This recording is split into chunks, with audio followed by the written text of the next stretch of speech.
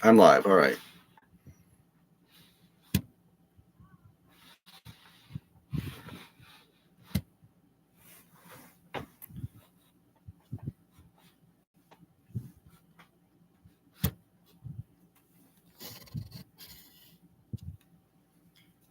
Good, good, good.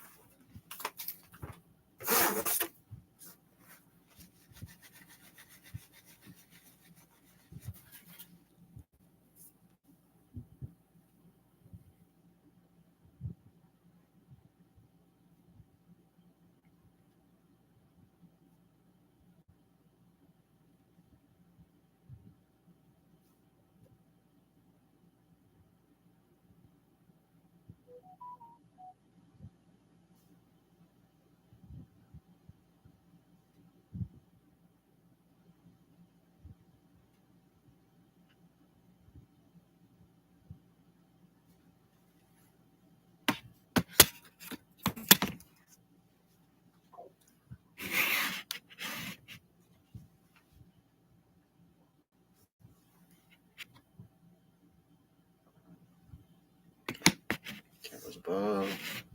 Cameras above. Okay, next.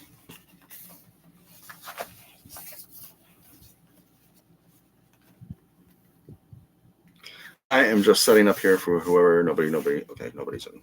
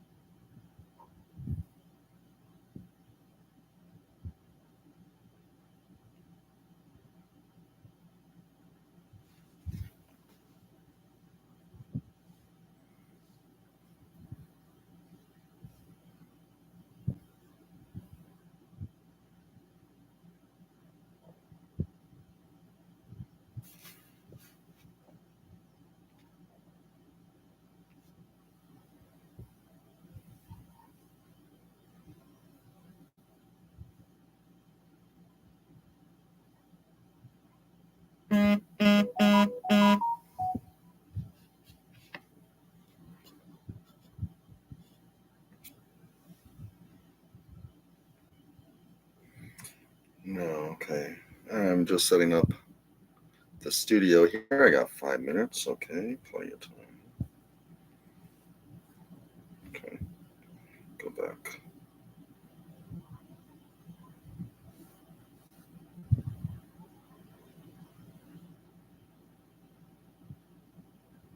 Go Twitch.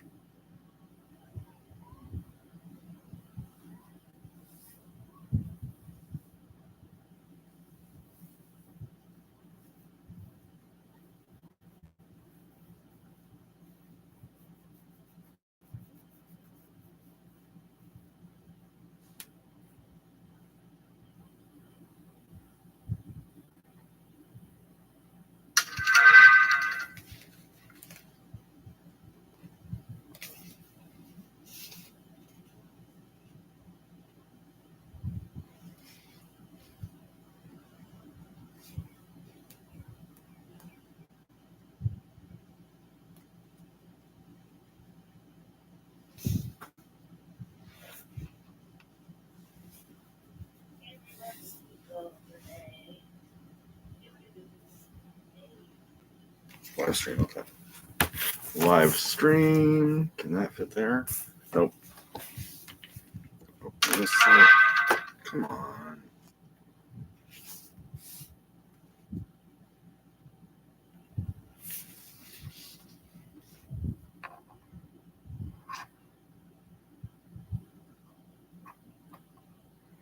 All right. Open this up.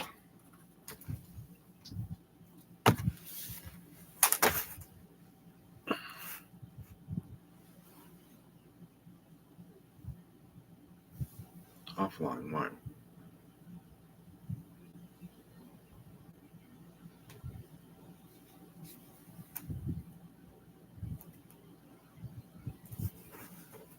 Live. Okay.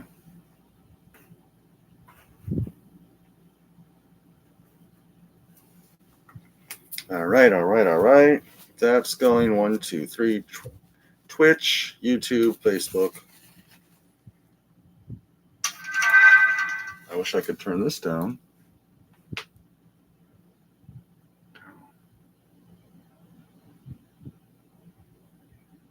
want to mute this.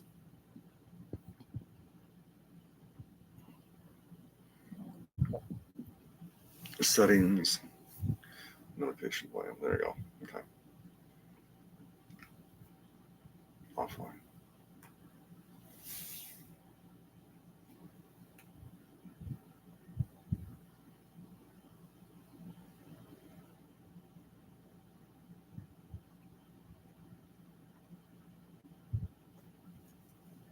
Come on, Twitch.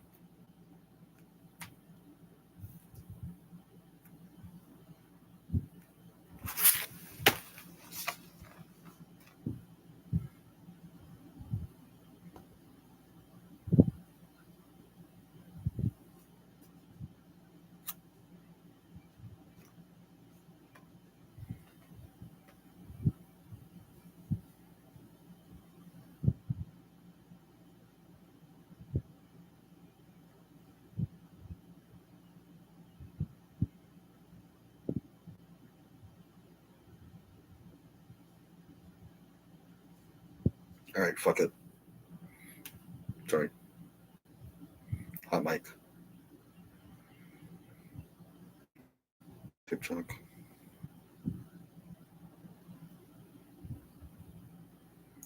Twitch again.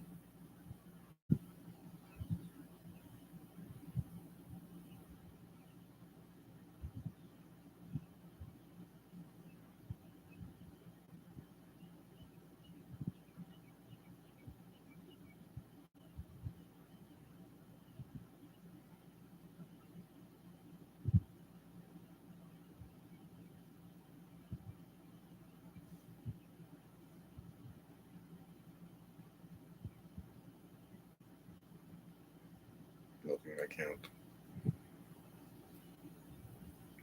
Try Twitch one more time.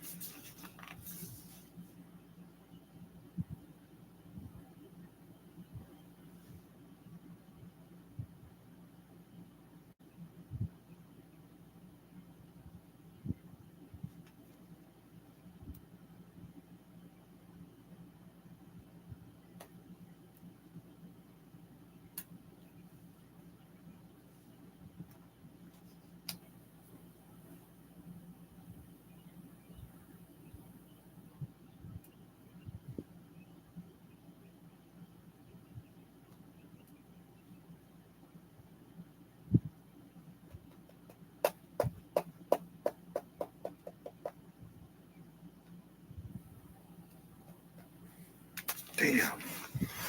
Why isn't Twitch working?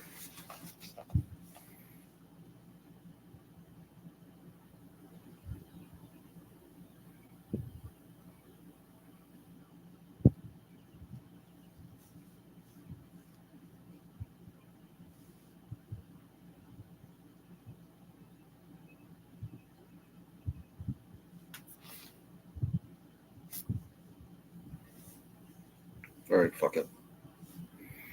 Facebook.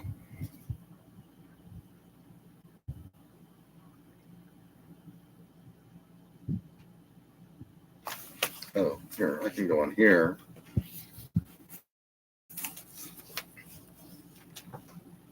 I think it's the same one on here, though.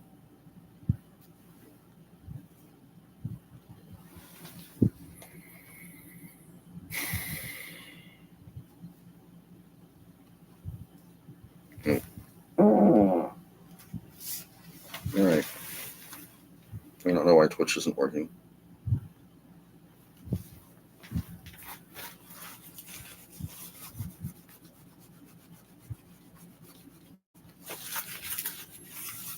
Okay, garbage.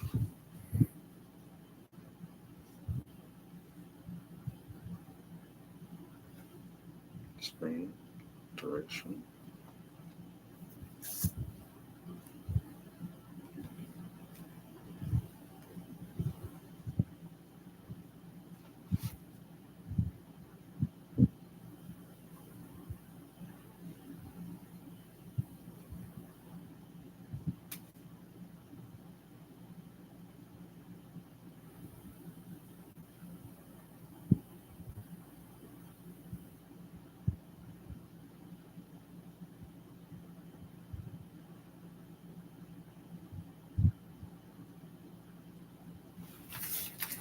I don't know if it's on Wi-Fi.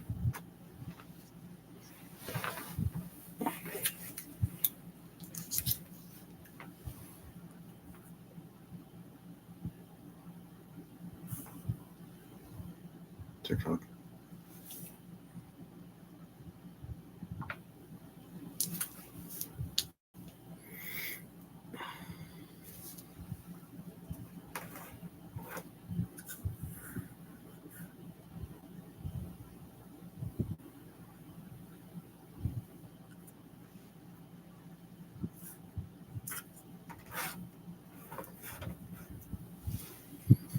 Live.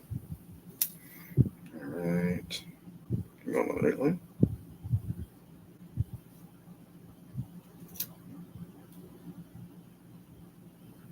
No.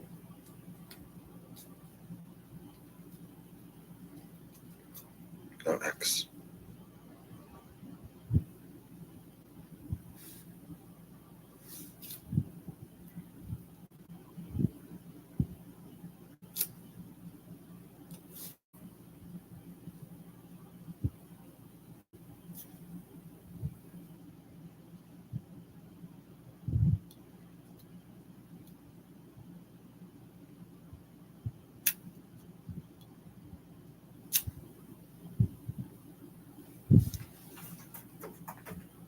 All right, we got X.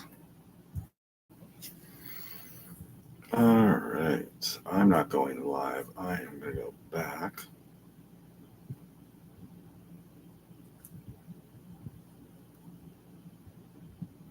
X, Facebook, and YouTube.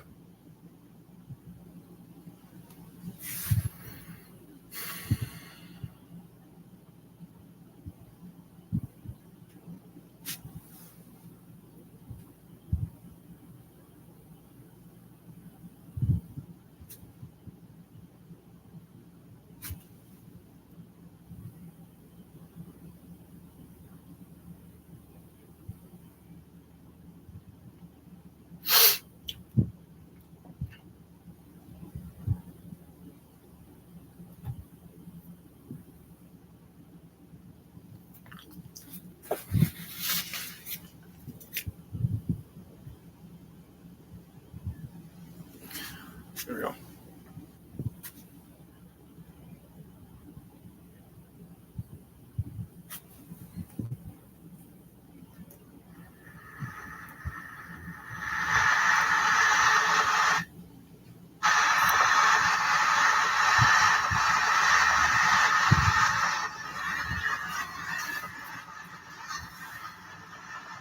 So Anthony's online. I don't know why he's not here.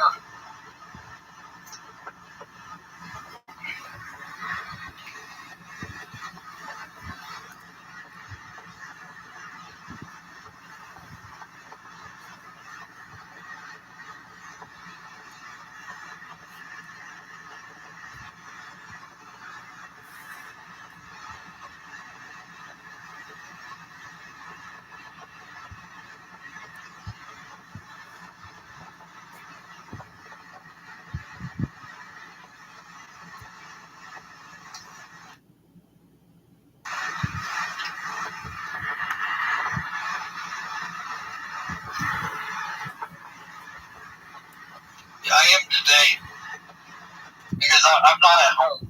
I'm not in Kansas City. I'm in Henderson, Missouri.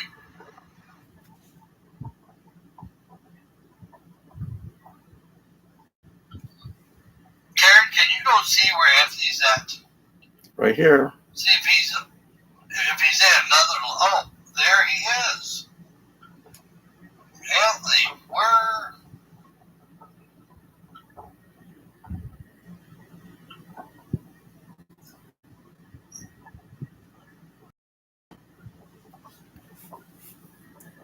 All right.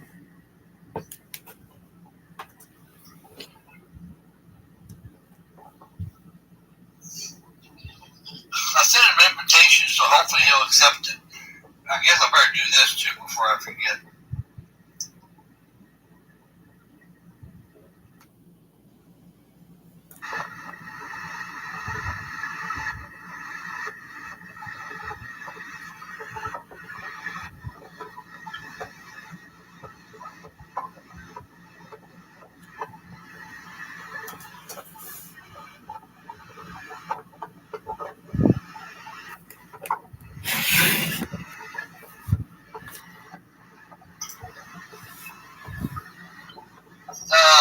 TikTok something.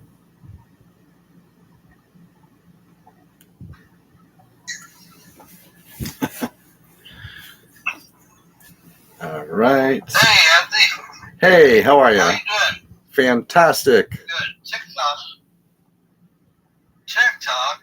Yes, TikTok, I know. They update something. I can't figure out where to go to set the screen. Invite. Darn it.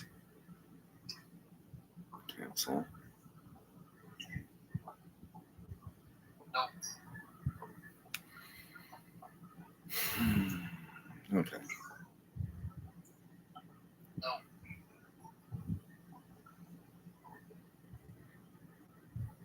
Oh, here we go. Fix grid. All right. All right, there we go. So, Terrence City, how's your weekend going? Weekend is going fine. Fantastic. I have to do some grocery shopping. So,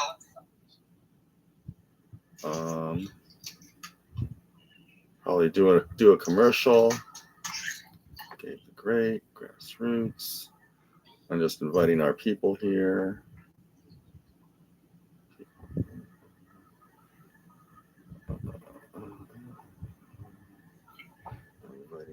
I don't think I haven't Grassroots. talked to Gold Baby. So, he said he'll be here, so. I am looking for him. There's Randall. Randall's. I'll send him an invitation, anyways. Okay.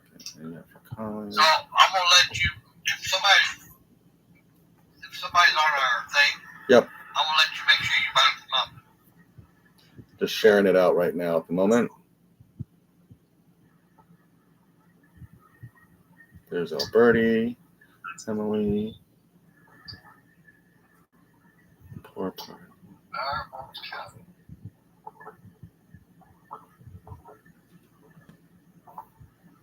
There's Go Big. How many spaces do we have? 6. I mean, seven spaces. 7 spaces. Is People Party one of them? Yes. Please.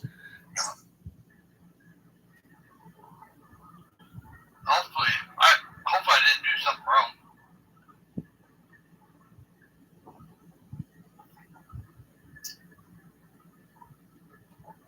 Ashley, are you there?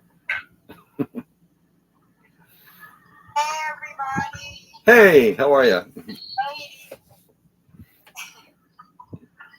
here. Good morning. How are you doing, Ashley? I had a bad night. I think I ate a bad burrito or something, so I may not stay on long today, guys, okay? No problem. No, that's not okay. Which We is, need you. we need you. I'm kidding. Stay on Be it. honest, long as you need it. I'm just inviting the other people out right now. Just to remind them. If not, we can move forward I with. just saw Randall. You did? We'll move on with. Yeah, he was here, but I don't see him right now. All right. Let's see who's here. I haven't really tried Twitch because I've heard that Twitch. I don't know anything about Twitch, but everybody says it's for gamers more than anything else. Is this person on the thing? Is he one of our invites? Who? Oh, he left. Shall we see if Randall wants to come up? I'm going to invite Randall. Mhm. If he wants to come up. Birdie. I don't think Grassroots got enough people. Anyways, D. How about Alberti from California? Yes.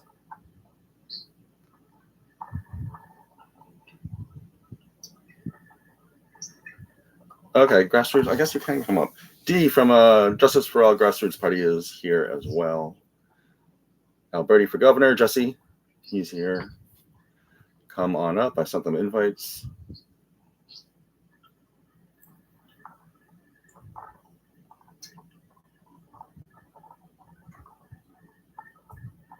Oh, maybe grassroots can't. Oh, it does tell politics. Hmm. I've looked into it. I just been a busy week. We don't notifications is here, so goodbye notifications.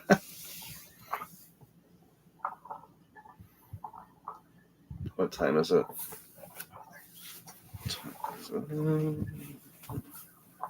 11:14. All right, one more minute. This camera. There we go.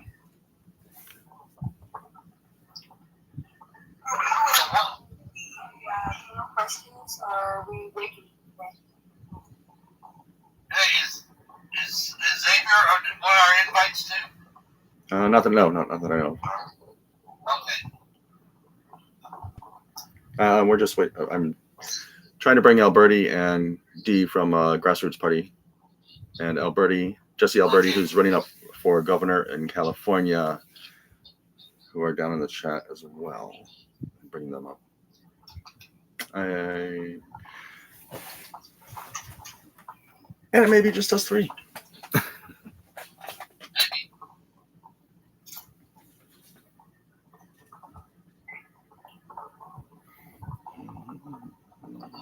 It's 5 more minutes and then we'll start. So you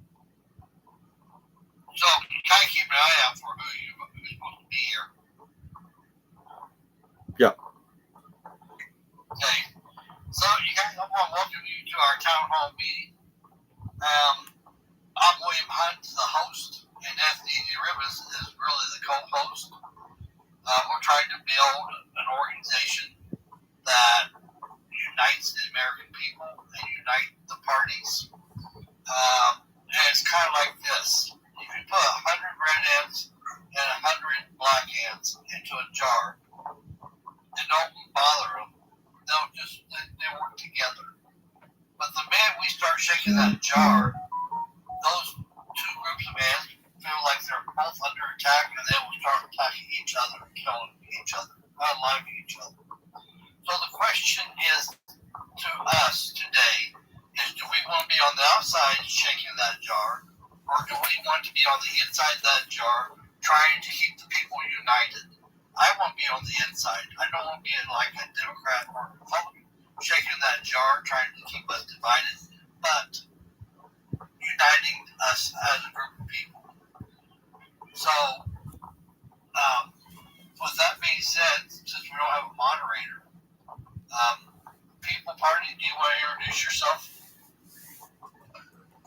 Sorry, hi everybody. My name is Ashley Taylor, and we are a nationally registered political party for the members.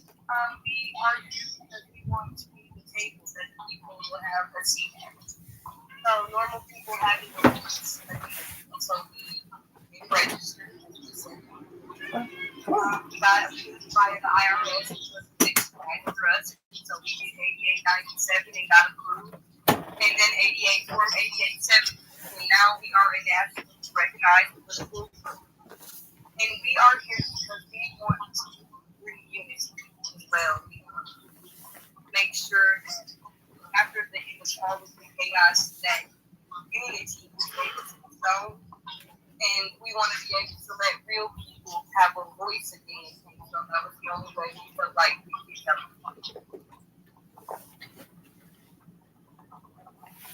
That is all.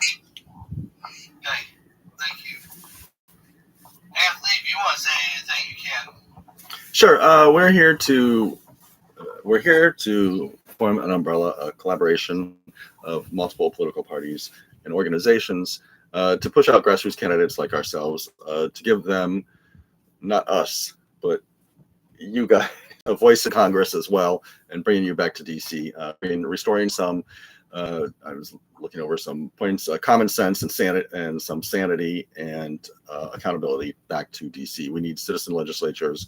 We've gone my 58 years with attorneys and lobbyists that are governing and making policy for us, and it's not working. It's only working for one group of people, the ultra wealthy.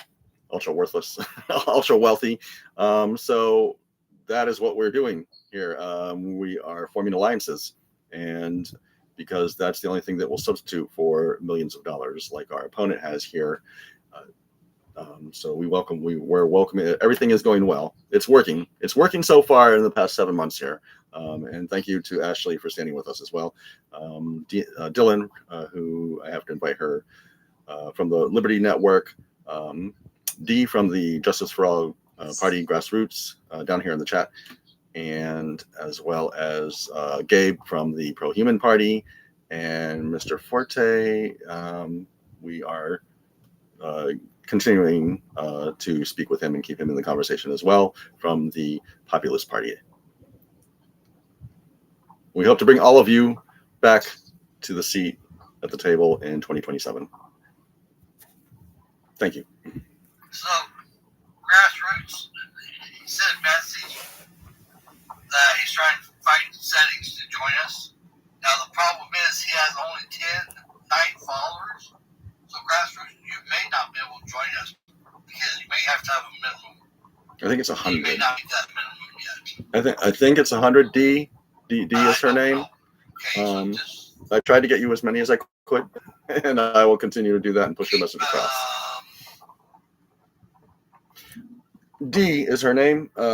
We've been working with them since March, and I'm trying to and continuing to try to get you more followers. So maybe next Sunday you'll be able to come up. I think it's 100. I think that you have to have, but it's letting me invite you, so I'm not sure.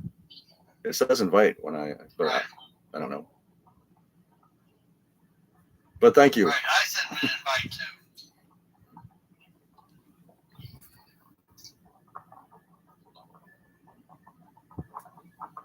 So I would tell All right. you, People Party, Anthony and I, we're literally trying to find 100 people to run for Congress. And we're trying to build something so that the young people have something they can hold on to. That's one reason why everything I do is about making sure that I set it up so that I can turn everything over to another group of people. My TikTok page, I will turn over when I'm done running for president. I'm going to turn it over to somebody so that they have that group. The problem is they'll have to be stuck with, well, they can change my name. It may just take some trouble. But I want to build it so that my TikTok page is like that, my Discord page is like that. I literally want different people from different parties in charge so that we have a good voice. Okay. I like that idea. We are, we can run candidates. So essentially, we can run candidates in all 50 states, okay?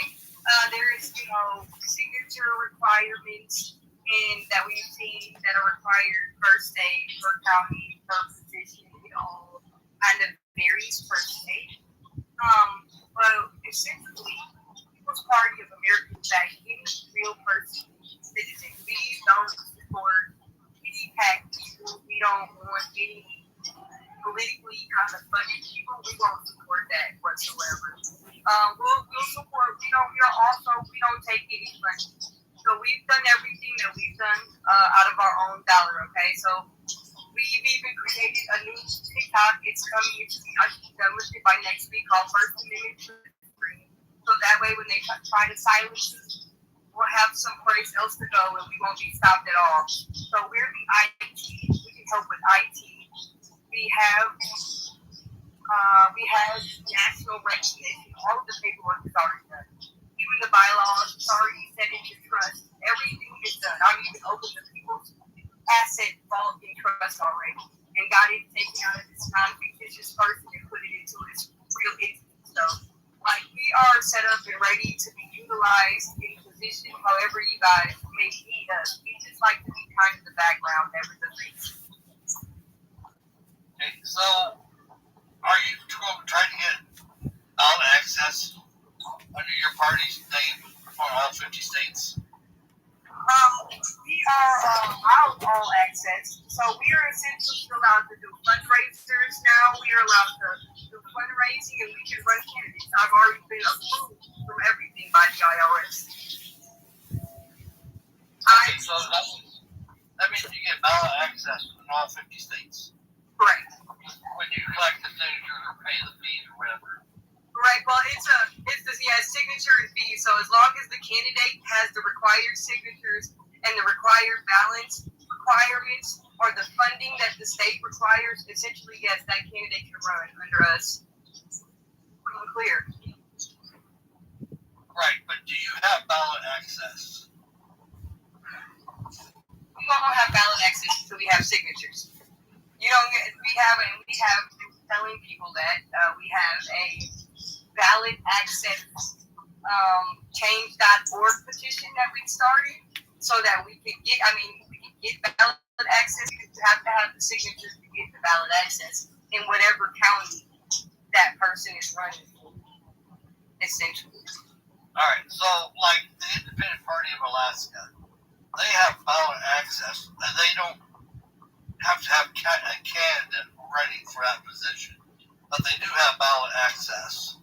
So I'm trying to figure out if your party will have a spot that says People's Party of America, and their candidate is this. I think I can jump in here and say, They have the signatures and they have the funding that they already have. They can run if they had nobody to endorse them. So if they had no endorsements, then that's how this would work. So if they had no party that would represent them, we could, as long as they had what they need to have when they're incorrect. I don't think you understand my question. Maybe I don't. Okay, my question is this: irregardless of who is running, are you going to gather enough signatures to put your name on a ballot, and then you choose who will be there? That is the whole point. Yes, that is our whole point. We don't necessarily want to choose, we want to let the people choose. And we just wanted to be in a position where we would be allowed to do the ballot. So we get the paperwork to do that. We're just a brand new start company. A brand new started team. So that's what it means. Okay, Anthony, do you have any questions?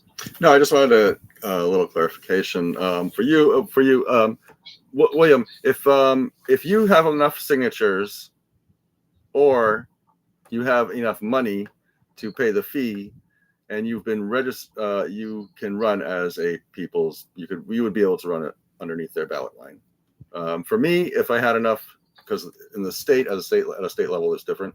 If I had enough signatures, or when I pay the fee to run in April, if in Florida it's different, you have to be registered with the party 365 days prior to, which isn't going to happen now because we're too close to the election in November of 26. Or maybe not. I don't know. But anyways, yes, the People's Party of America, would appear underneath their ballot line in Florida, as long as as long as I meet the state requirements, and they're registered in all 50 states. Yes.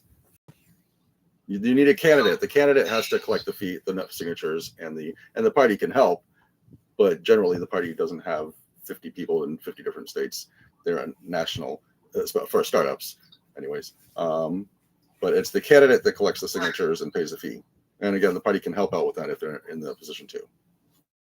But what I see is this: is that if I collect the signature or pay the fees to be put on someone's ballot for a state, okay, if at the end of that election, that access goes away.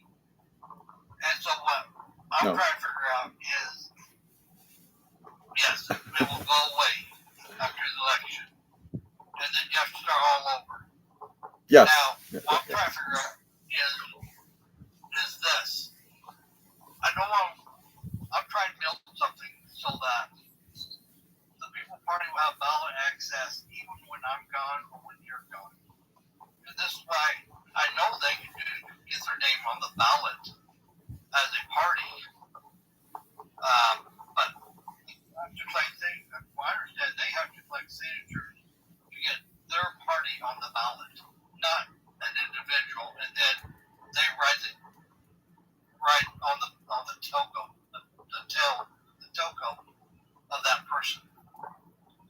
Yes, that is correct. With all parties except for two, unless you meet a threshold of voters that voted for your party in the last election, you'll need to collect signatures again. To I don't know. They've changed it. It was, I've heard 3%, 5%, 10%. For instance, the People's Party, if they voted in the election, they were unsuccessful, but 10% of the population voted for them, no signatures are required next time. If 1% voted for them, signatures are required next time. That's the way the two parties have it built against any other opposition political party. So run and do well. Well, that's my goal. And so, you know, my goal is to unite the independents. So I want to get libertarians, I want to get the Independent Party of Florida, the Green Party, the Constitutional Party, even the People Party, if they got ballot access, to put my name on each of their ballot access. So that when someone goes to, it don't have to be my name, it can be whoever name, as long as they have the best plan. But so when someone goes to vote, whether it's in New York or California or Kansas or even Alaska, they will see one Republican, one Democrat, and we come to all these independent parties, we'll see over and over and over again, William Hunt. So that even in ranked choice voting, if you want to do ranked choice voting, you want to vote for William Hunt, you can just say Libertarian William Hunt, Green Party for second choice William Hunt. That's how you go beat ranked choice voting, because you're not going to beat it. It's not designed to be beat, it's designed to keep the two party in the system. And that's what it will do, unless we figure a way to beat that. And that's about the only way. Yeah, with ranked choice voting, again, that's especially for the parties that are just starting up, or any alternate political party, that is a whole another issue that would take all kinds of resources, financially and physically. It would be nearly impossible to run a campaign for candidates simultaneously with issues such as ranked choice voting. They'd have to pick one or the other, I think, unless they have a huge following, which we could do if we collaborate, you know. So one thing I'm looking at, I think we should think about doing is, you know, there's a big push for constitutional amendment. Okay, and it will take a huge challenge to do this. But just imagine if we got People Party and we got the grassroots and we got all these independent parties start pushing the constitutional amendment for term limits on Congress. Okay, and it will take a lot. And I will guarantee it will be challenged in the court by the two-party system. But because the court has already said we as states don't have a right to limit Congress. But with the new court, because they're so onto the Constitution, I think we get it overturned, where we get on all 50 states on the ballot for constitutional amendment for term limits. So one thing I want to look at is if we take our constitutional amendment that we drew up and we start giving these to all these parties and say, you know what, two things, collect signatures, one for your party and two for this constitutional amendment to be on the ballot. Okay? Because you're unaliving two birds with one stone.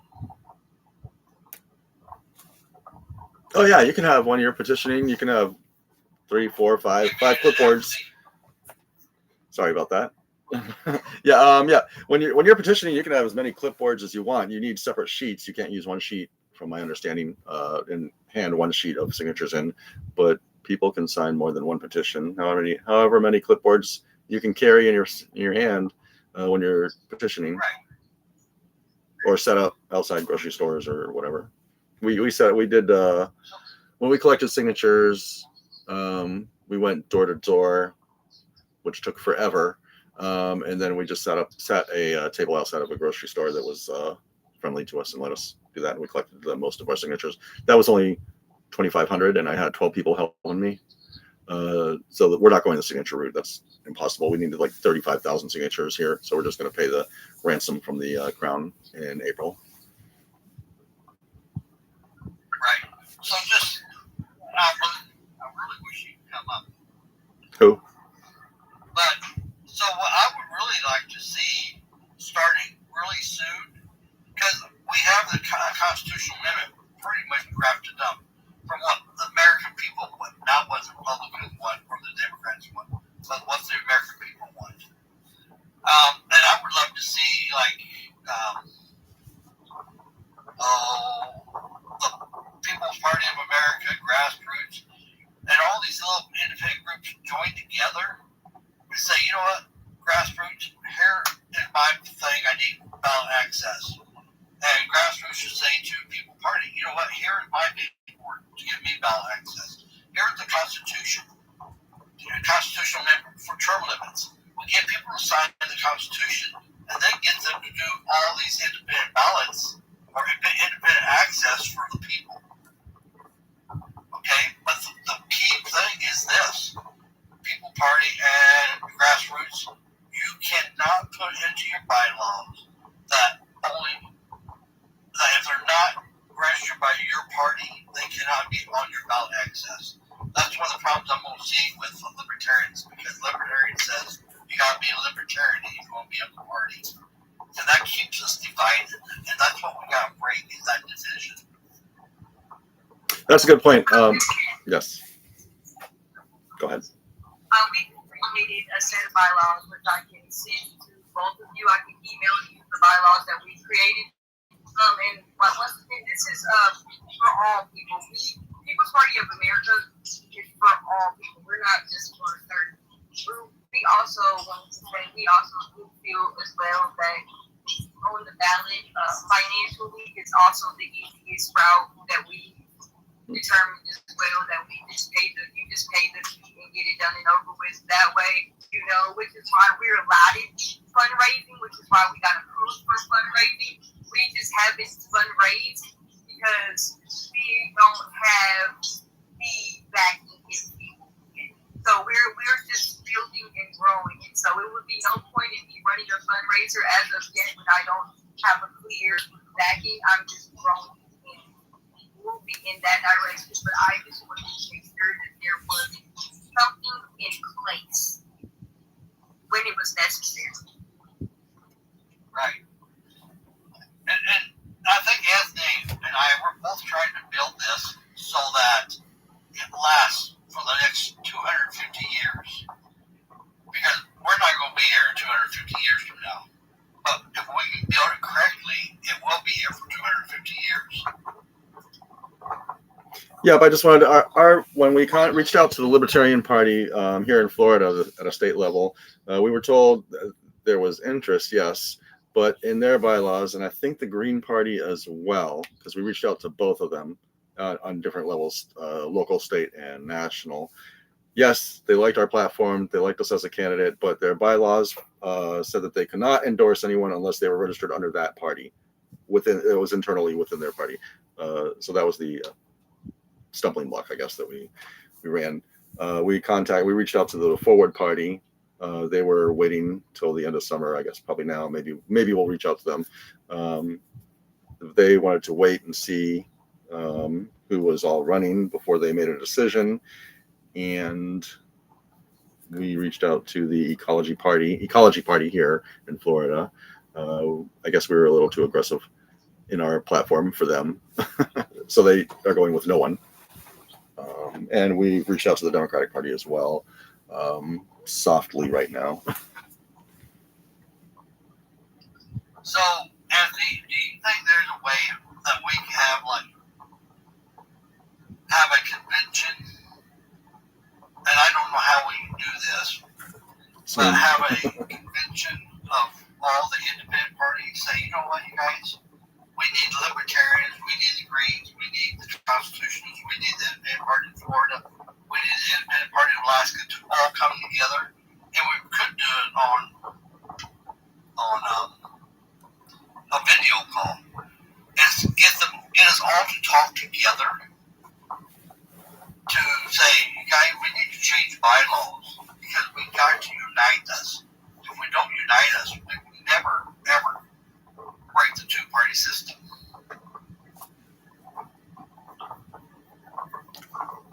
Do you think that online would be best for that, or do you think like somebody with my administrative background and in my planning background would be something that would be a little better than that, like having an actual convention? Because that's a possibility. That is actually a real life possibility if you need me to create a foundational thing, and then you can run fundraising right at the convention. But what I'm saying is, do you think just online? I think online you won't be able to get the point across as clear. You'll have trolls, you'll have side arguments. I think that with something that you're talking like that in a mass of people coming together, we really need something real, something touch tangible, where people are really there. They're feeling the energy in person because energy moves. Okay, a person can feel uncomfortable or in doubt when they arrive, but when they leave, they feel for sure. So it may need to be something where we're placing a lot of people in the same room and we're having real meetings. It may need to be getting to that point. That's my opinion. You could, instead of picking one location because for expense, finances always comes into play in my mind. The maybe reaching out to and seeing if they're on board with doing this, as far as picking different places, people that have parties that have already had conventions or have the finances, like the Libertarians, Greens, and even the Reform Party, I think held a convention last year, but not in doing it in multiple places. So people could go, and then, like you said, Ashley, having that broadcast via Zoom or any kind of social media so people could see and watch it as well. Obviously, TikTok with nine boxes up here, I think there'd be a lot more. So we'd have to, on TikTok, we'd have to have multiple streams that people could come up and watch, or candidates, if we're doing that on a national level with several different political parties, which is an awesome idea. Right, and I don't think we should do it on TikTok. It's controversial with TikTok unless the new TikTok fixes the problems. So I think we need to set it up so that I really think we need to get a Discord page that represents all of us, so that even when I'm gone, it still continues. I don't want to say William run for president. I really want to say whatever it needs to say, and that we build that page so we have thousands of people who follow our page. But I also think that we need to do like Zoom at the very beginning, to start building this.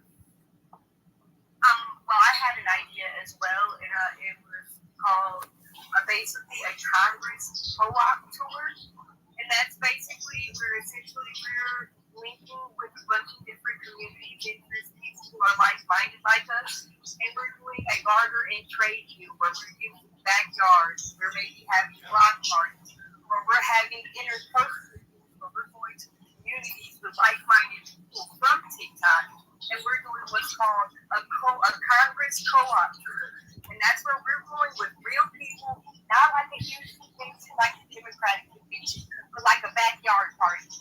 And these people, when we come here, we're talking, you guys are talking, but we're also attributing to their community in some way. Maybe we need to do some cleanup there, or maybe they need a food drive program that they need, or at the same time, we can barter and trade. It doesn't always have to be a financial thing. People are tired of finance, okay? People want to be interpersonal. So with this Congress co-op tour that I've kind of started planning, like writing out, we will go, like I said, people who are already in our groups, okay? They're already in our circle. They're already following you guys. They're already following us. They're following us. And then we link with them.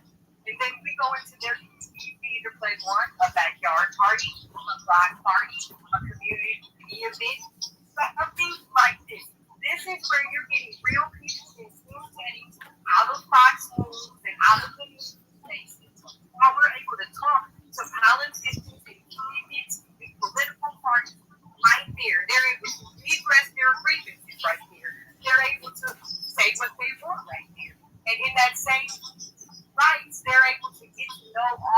candidates personal. I feel like a personal relationship is what America is lacking now, and that's why we're having all of these strikes, okay?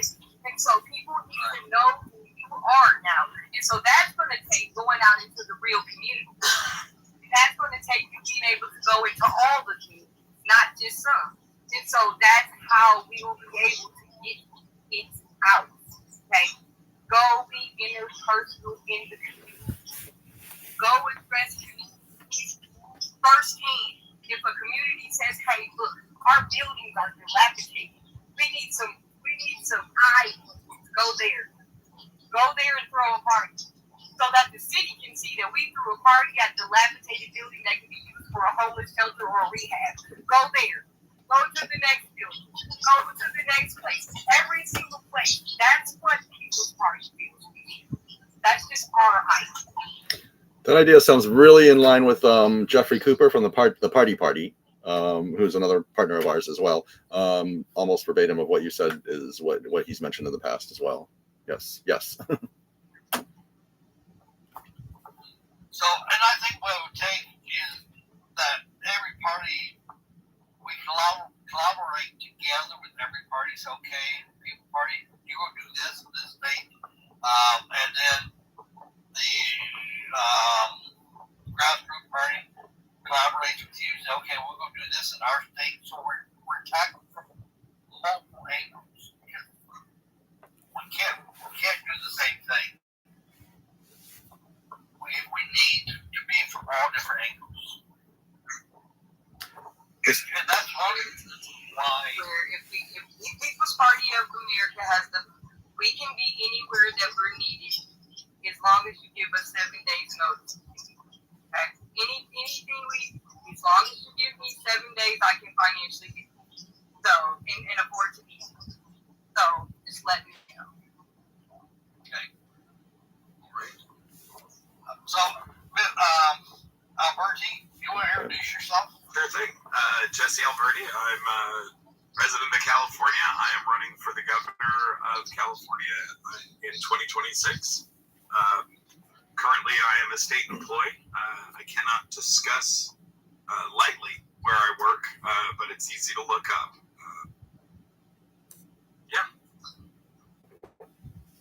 I'm actually retired from the state of Alaska.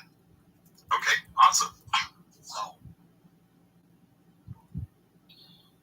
okay. All right. So, you got anything you want to say about what we've been discussing? Well, I love that we're getting more parties involved. I did look at, and I can back up most of what Anthony was talking about earlier as far as how the system works, but we did look at creating a new party here for California, but that was a lot of work on top of for governor, so we let it go. So I'm happy to hear that there are other parties still trying to be created and pushing their messages out across the country. That's fantastic. Right. So, do you think that if you create your party, you get set up, to get your party ballot access, do you think it would be beneficial if you would push a constitutional amendment in your state at the same time collect signatures for a constitutional amendment for term limits for Congress and signatures for your party at the same time? Absolutely. I think there should be term limits for sure. So, when I first started running for president, I drafted a constitutional amendment, and then I posted it, and as people talked about it, I modified it.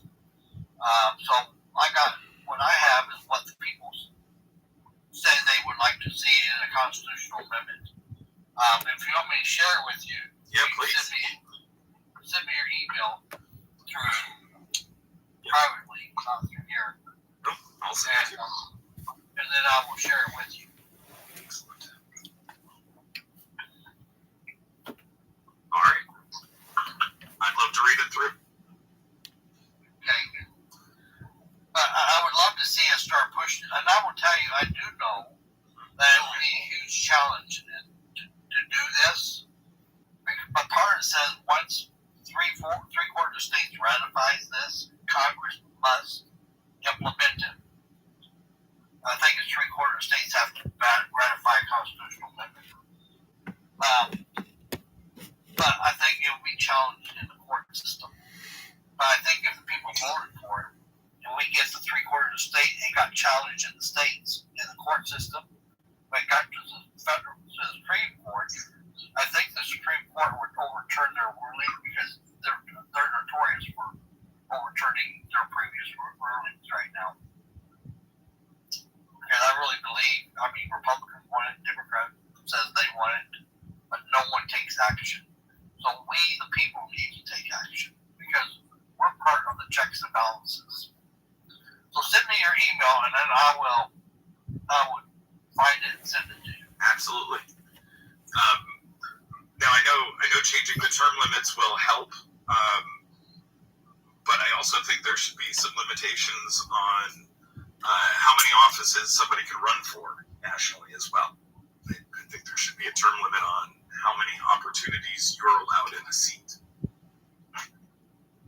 So I think, if I remember right, ours covers that.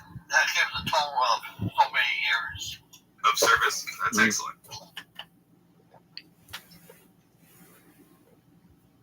Anthony, or People Party, you got anything you want to say? Yeah, you know what I've been waiting. I was just about to say, can I ask a question? Okay, so this is just me maybe being I maybe don't have enough knowledge on what we're discussing here. I understand we're discussing term limits and pushing that to people, okay? But can I just add something here, okay? Maybe I'm just coming from a human being living the human experience in the poverty, from the poverty spectrum. Do we not think that the people, I don't think people really care about the term limits, you guys, if they can't afford their rent. I think we should be doing things like universal human rights to things more. That right there, that's going to get the attention. Everybody here, look at what happened with Mudami, okay? He is a perfect example of when you talk about universal human rights, how the people will begin to listen. You talk about term limits, that sounds like you just want to continue to consolidate control into different brackets, okay? And that's not helping anybody from being homeless. So people don't want to hear about that. And I know that it sounds important and it sounds true, but coming from somebody who went from a homeless shelter, okay, into a home and becoming from a stripper to an engineer, people in the real world do not care about that. They care about how they're going to feed their children, if they're getting off of welfare, if they got Medicaid, and if they can afford their rent, if their car has gas, if they can make it to their job. These are the things that people want to hear about. They don't want to hear about term limits. They don't care how long Nancy Pelosi's been here. They want to know if they're going to make it past week to week, month to month, and see something where they're going to see some growth, annually maybe, and be able to get a house. Because people my age can barely get a house. These are the things that are being talked about in real. Yes. In fact, if I can jump in here, those are we're kind of hammering that message, mirroring it. Yes, term limits are important. However, we like to use the example that Jenny, the cashier at Publix, or Anthony, the dishwasher at Chili's. Term limits is nothing to them. They want to keep more of their paycheck. They want to be able to pay their rent. They want to make a livable wage, and they want to have access to affordable health care. Those are core issues that are hitting home across America. And when we talk to the voters here, it's always housing, healthcare, immigration are the three that we talked about. But yes, wages, the dishwashers and the cashiers, that's who we're going to get out to vote. And those are the people that are going to help us win. If we can bring their voices back to DC, because for my entire lifetime, they've been gone. But if you want to fix that, you got to get term limits. Because get rid of the two-party system. If we don't get term limits in, nothing will change. I've been voting for 50 years, Republicans and Democrats. It does not matter. Nothing will change. The only thing that changes is that life for you will get worse, life for your children will get worse. So it's multiple aspects. It's not just term limits. It's also about universal health care. But when you do legislation thing, when it comes to like this house, you cannot have two different points in the same thing. You have to have, each one has to have their own thing to stand upon. And one of the best things that we want to improve the people, your guys' life, is to get rid of all these long-term politics. I have the mic off Don't get on constitutional the one where there's two people. The mic is on over here. So I'd love to jump in there because People's Party, you're 100% right. What you got? As all of those issues I know. are what everybody in America cares I about, love you. right? Like they're where struggling America is. I think the issue is those are the symptoms of the issues, from things like the two-party system and people having term limits that don't expire. I think the commentary is basically explaining what is causing those symptoms to happen, but you're right, the symptoms still have to be the focus of what we're working on. But at the same time, if we don't fix root causes of what's causing the things that are tearing apart and making America struggle, then there's no resolution. We just keep putting fingers in the dam as opposed to changing the overall structure of the dam. But they both are pretty flawed. I agree. You can't have a message on just the politics of it. You have to be answering the symptoms at the same time. And I completely understand. And I understand that from how you guys are laying it out. I also would like to say that we also don't have to limit our voters, okay? Because I feel, because I've been in communities, okay? There are whole brackets of voters, you guys, that aren't being even accessed. And I'm just going to be completely honest. There are voters in the strip clubs that are not being accessed. There are voters in worthy grocery stores. There are voters, you guys, voters in ghettos that don't know how to vote. Okay? There are voters everywhere. The message has got to be clear, because you're not going to reach a person in a ghetto, okay, who is on survival of the fittest mode to understand term limits. Right. It'll have to be then understood that the term limits are going to go hand in hand with directly affecting the American people. Because if that message right there isn't clear, then they're not going to want to hear it. I live in so many ghettos that people don't even want to talk about politics, you guys. And that's a bad thing, because if they don't want to talk about politics, that means they're not engaging in politics, which means they're not implementing change, okay? And if they feel lost, not enough to go vote, then they're not going to vote when we start talking about term limits. But when you put their antennas up and say, hey, term limits equals universal housing, no more homeless people, oh, they're going to be like, oh, he said universal housing. He didn't even hear term limits. That could just be thrown in there. All they heard was term limits equals I get all my prescriptions paid for. I'm not going to be homeless today. Then, now you got girls coming out of the strip clubs like, I got to go vote. You got people coming out of the ghettos like, I got to go vote. You got people voting that would have never voted. They wouldn't even have thought about voting, okay? That's how you're going to get those votes. And those are new voters. Those are the voters that they weren't even counting in. Those are the voters you need to get. 100%. So, let me ask you guys a Yes. question. What percentage of Americans feel like we need term limits on Congress? Of America, I would maybe a third. I don't know. Like I said, it's lost. The strong. Go ahead. I will tell you this: that that dancer cares, that store clerk cares about term limits. 87% of Americans says we need term limits on Congress. That's a strong message that needs to get out, that we need term limits. And that's from the working class. That's just not from the Republican Democrats. That's Americans. That's the truck drivers.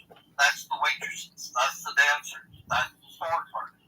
Everybody, 87% of Americans says we need term limits. And that's according to Pew Research. Okay?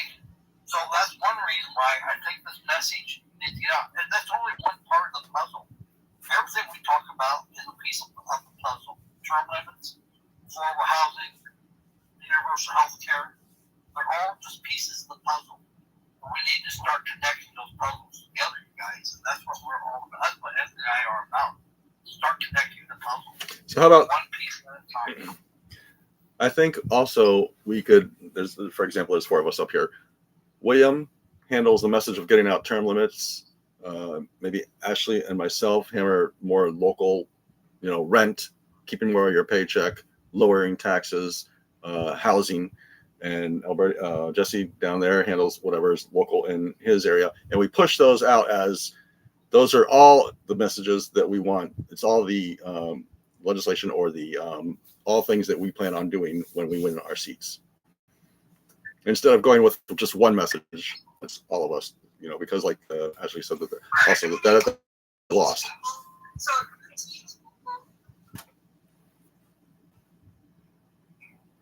You're muted. Grassroots, I really wish there was a way you'd come up, buddy. You're muted, Ashley. There you go. I was going to say, I'm sorry, I thought you were finished. I apologize for cutting you off, by the way. I was going to say that if you teach people, okay, so essentially we need to be educated. Yeah. Just like you educated me why term limits were important to this whole faction, we need to tell the people the same thing. We need to say, hey, these term limits are what's jacking us up, guys. Every single time we don't fix this, this can't be fixed. And I think that will change the entire message of term limits right there. Because if a person knew that it was the issue with term limits, that's why they're about to be homeless, I think that, boom, there you go. There you go. So maybe the message should be term limits, capped term limits equals this equals that. And getting one clear understanding. So that way people don't have misinformation. They're not confusing one thing with another thing, and everything can be all in its correct alignment. And when it is, then the machine has all its essential parts of understanding. It's just like an SOP. If we lay it out like an SOP and we put it in the ERP right, it'll go in the SOP correctly, and the execution, anybody, a person can start today and they will know how to run that machine. It needs to be the same clarity. Everything needs to be ran in a system in SOP form. You need to tell it. You need to make sure that it's put in data management correctly. That way it can be pressed out correctly, and then it can be executed correctly. If you don't do it that way, if the message will never be clear, it'll always be broken pieces. So, what's SOP? Standard operations. Oh, okay. Thank you. Stop.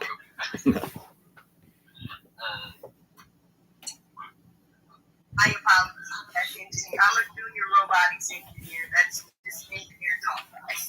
Smart. No worries. I work in maintenance. All I hear is SOPs all day long. And I'm retired. All I'm here is.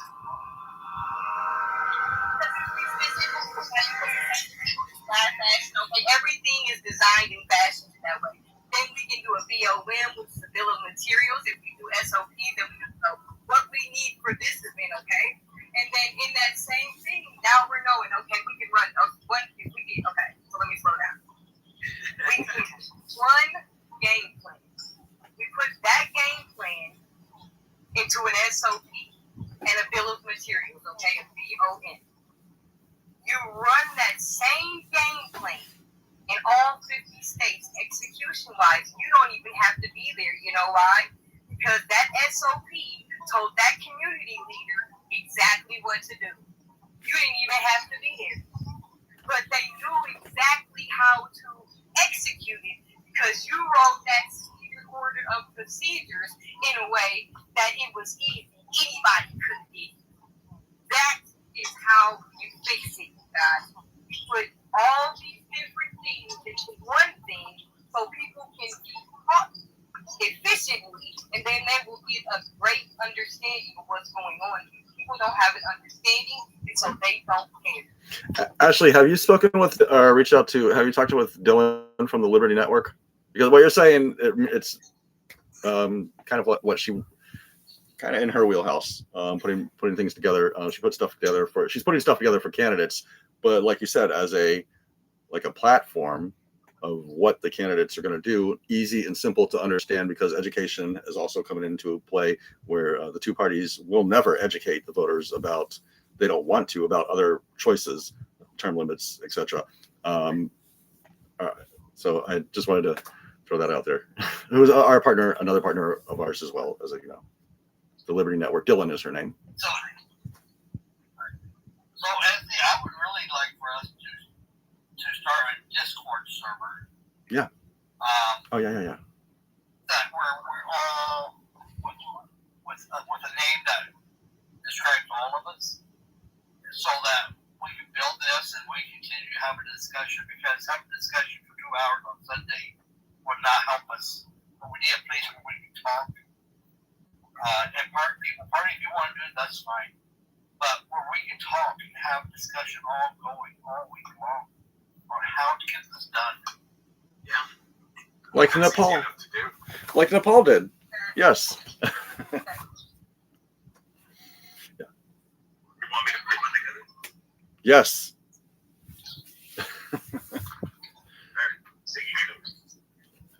So, and don't name it Alberta for governor or Wayne for president. You want to make that. Just to be clear, the Alberta for Governor Discord is already created, so no, not my name, but I will make a name that suits the group. I'll when I send you my email address, I'll send you some options. Okay. Because you guys, a lot of people say I'm old and I should not be involved, but I'm going to tell you, I'm involved because of my great-grandson. Because when he was born, I realized that the way my generation and Anthony's generation and every generation has been voting for the two-party system has taken away his future. And we need to change that. That would include my generation needs to change the way we vote, along with every generation below us.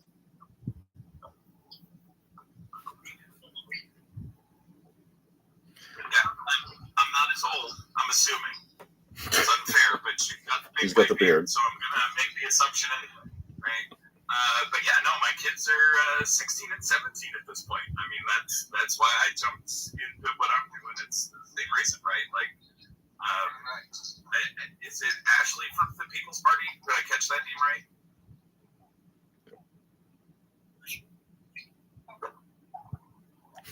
Can you hear me? Yeah. My name is Ashley, yes. Okay, I just wanted to make sure. Yeah, I think Ashley's point was great about it as well. Is we've got to catch the younger folks and the people that aren't involved. I think that's part of it. And I'm going to tell you, that's one thing I go after. I asked them, did you vote? Do you vote in the last election? If they say no, I said, you're the one I want to talk to. Because you're disenfranchised. And we need to get you back into the ballot box and cast your vote. Yeah. So I think I'm involved, like when I mean people, the voters that we're not accessing. I'm talking about the 18 years and older who are just running rampant in the streets. They have no direction. They may be into all types of poor-affiliated things, but they're still voters, guys.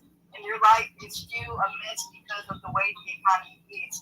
That's not just their fault. Sometimes situations make for situations, okay? But that doesn't take away the fact that they're a voter and that they don't vote because they feel like they don't have a place in that department. That doesn't apply to them. When they don't understand that it really, really does, and the reason that their communities are being affected and the reason that their lives are being treated this way is because it's their vote that's needed. It's that vote, the youth vote, the ones they call the YNs, and the ones that they're calling all these different things, all the thugs that y'all talking about. Y'all need them votes. Because for every thug is a vote. For every whatever, that is a vote. That is a vote of somebody who is a voiceless person who has lost their voice in the political life. They don't even know that it applies to them anymore. and they don't even feel like a living, breathing person in this country. And that's great. Because once you show them that they have a voice, I bet you they start using it for other things than what they're doing. That's all I'm saying. Yeah, William was talking about. Go ahead. Go ahead, Anthony. William and I had discussed about, like Ashley was saying, the youth going into either we couldn't really necessarily do it as a candidate, but as a public service messenger or something. We could say that we are running, but that's about what we'd be limited to. Going into schools within our local areas as a team or as ourselves, and reaching the voters who will be voter age when the election comes around. So 16, 17 year olds, and letting them know how one voter says, also, if you're not into politics will be into you. When you make your first paycheck, politics is into you, so I just wanted to mention that. But yes, we've looked at, we want to reach those voters as well.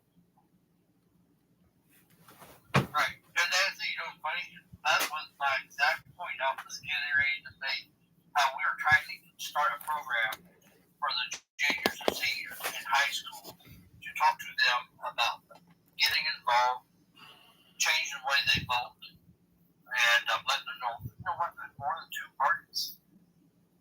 Yes. May I ask a question? Yeah. And I mean, it may seem like a biased question, but it's very important. Okay. And so I just would like to know what you guys' ideas are here. And so don't think that I'm being biased, but it's just a really good question, okay? What are you guys planning on doing about the Black community? Because in order for you to reach that community in mass, you have to make some very direct acknowledgement. It's gonna take a lot for them to leave the Democrat Party, okay? It is going to take a lot. My family has been Democrats their whole life. They don't even know why.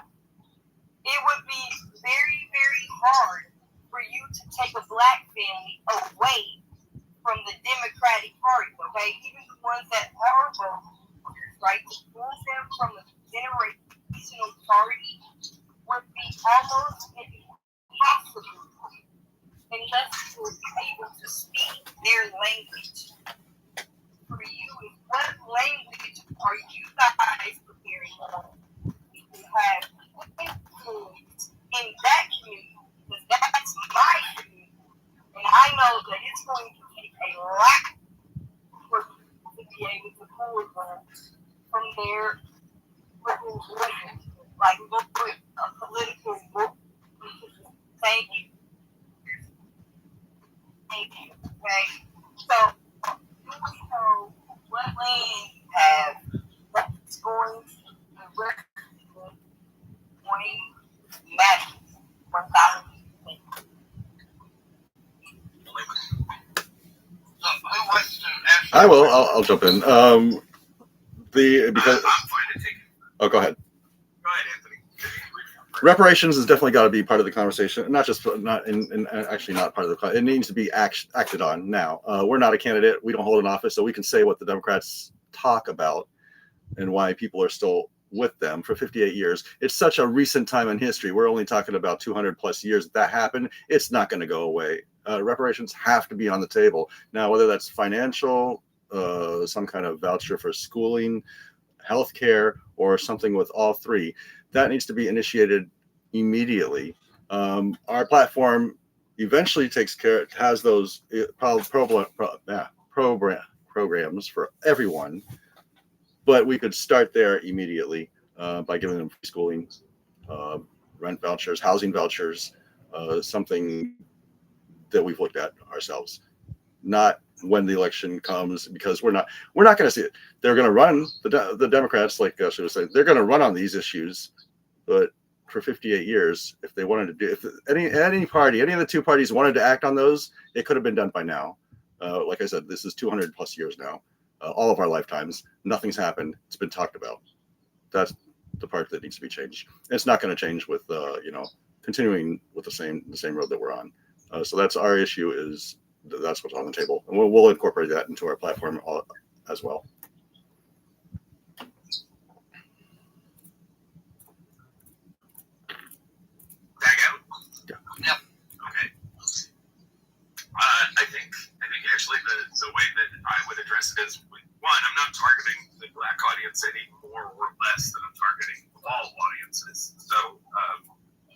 a specific plan for them. I think in the conversations I have in those communities, I think discussions about profiling needs to continue to happen. Racial profiling, specifically for blacks for crimes, is an issue with police in California, and that can be cleaned up.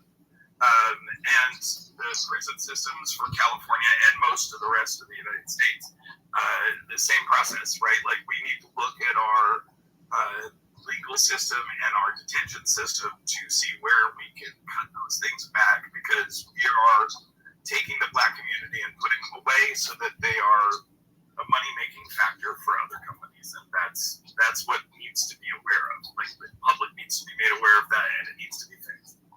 So those are the two things that I would focus on when I'm in those communities. So, are you done? Yes. Okay. So actually, here would be my message to the Democratic voters.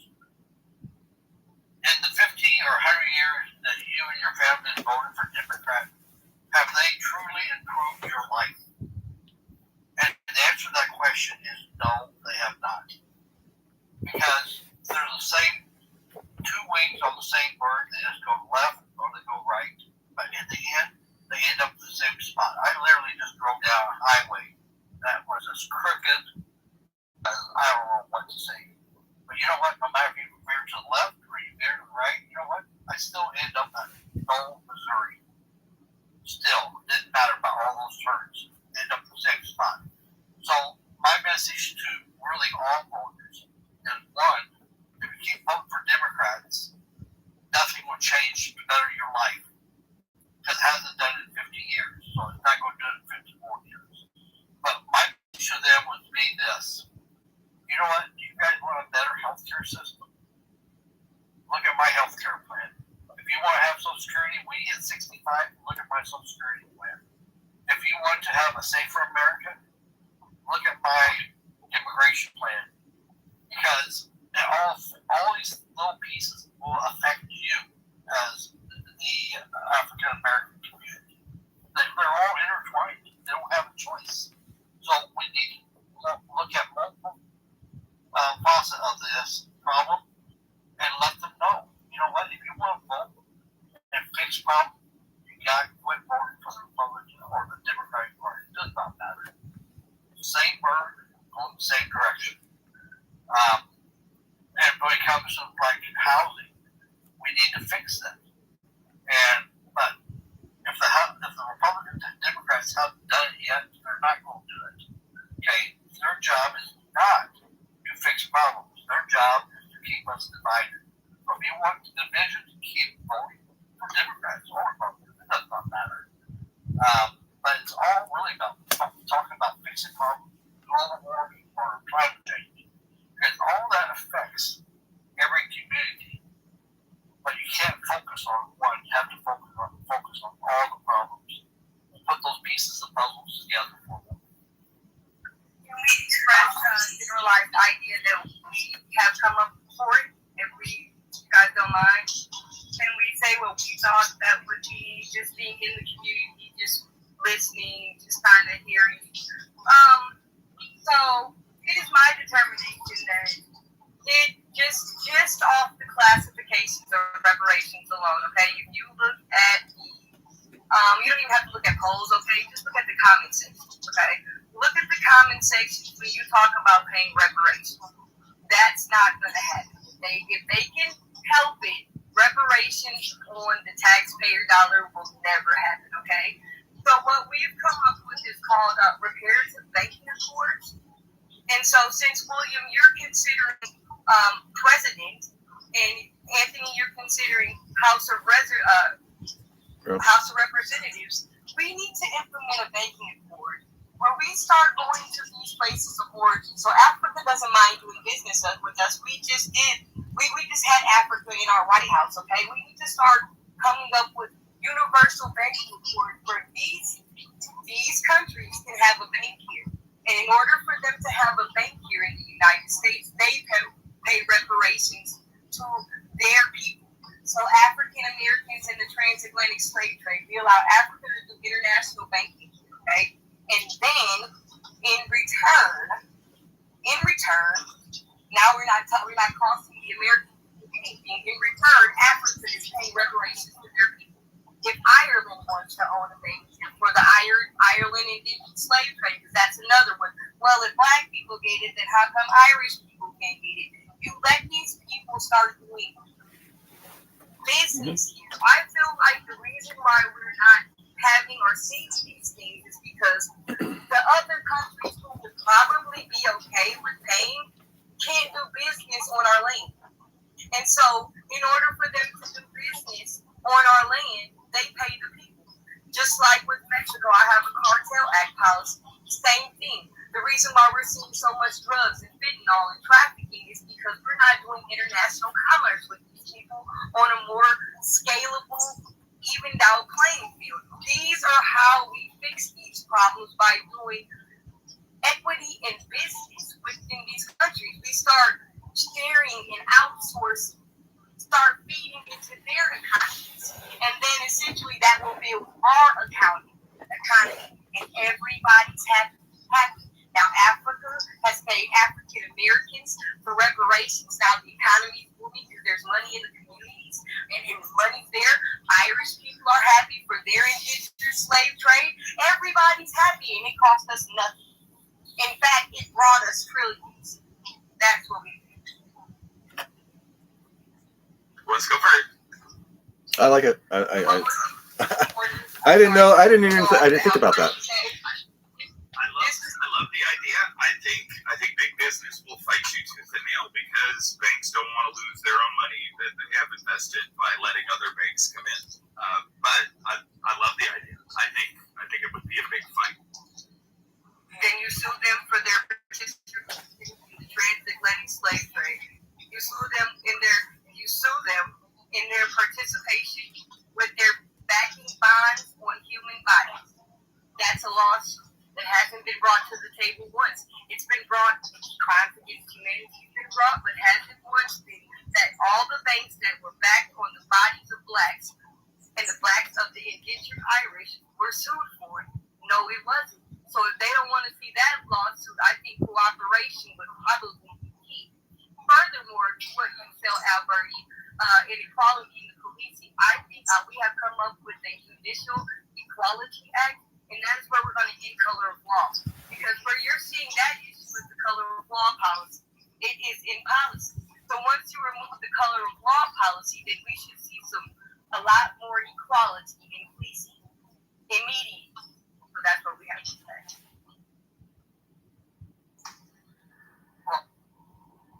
I tell you, I am not a huge proponent of giving cash to a group of people.